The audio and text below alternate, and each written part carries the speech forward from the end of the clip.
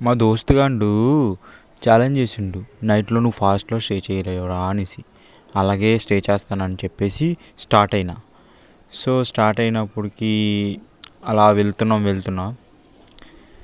ఆ, మా దోస్తుగాడు అన్నాడు మధ్యదారిలో, అదేంట్రా అయ్యా రోడ్డు ఇలా ఉందిరా అన్నాడు. మరి అట్లానే ఉంటుందిరా ఫారెస్ట్ అంటే నేనన్నా. ఈ ముచ్చట్లన్నీ కాదు కానీ మేమైతే ఫారెస్ట్లోకి ఎంటర్ అయిపోయినాం. మా దోస్తుగాండు నైట్ అంతా అలా స్టే చేస్తాం రా, బిర్యానీ ప్లాన్ చేసిండ్రు మంచిగా. బిర్యానీ కావాలంటే కట్టెలు కావాలి. మరి ఇంకా చూసుకో, కట్టెల కోసం వేట సురు చేసినాం. ఫైనల్లీ కట్టెలు అయితే ఒక దగ్గర దొరికినాయి. మావాడు మరి బరాబర్ లాగుదామని చూస్తున్నాడు, కానీ అది రావట్లేదు లేదు. ఎంత చూసినా ఇంత టైం అవ్వదని ఎంత కష్టపడినా ఒక్క కట్టె లాగిండు. ఇంకో ఫ్రెండ్ కూడా కట్టెలు గుంజి ఒక దగ్గర కూర్చిండు. కట్టెలు అయితే పట్టుకుపోయాం.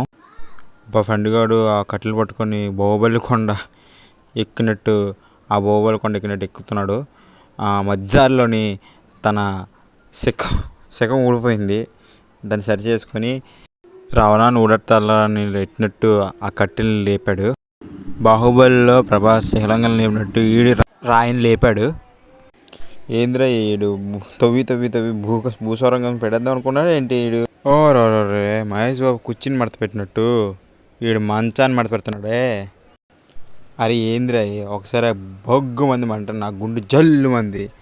మంచిగా ఉల్లిపాయ మిరపకాయలు మండ నాటుకోడి ఇంత కలిపి మిక్స్ చేసి వేగిచ్చి చేసి మొత్తానికి ఫైర్ బిగ్గు మంది.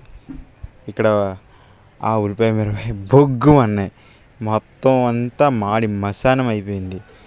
చివరికి నైట్ మూడ్లో నైట్గా చికెన్ బిర్యానీ బొగ్గులతో బొగ్గు అనిపించారు. ఆ దోస్తుగాడు బిర్యానీని గుంజుతుండు.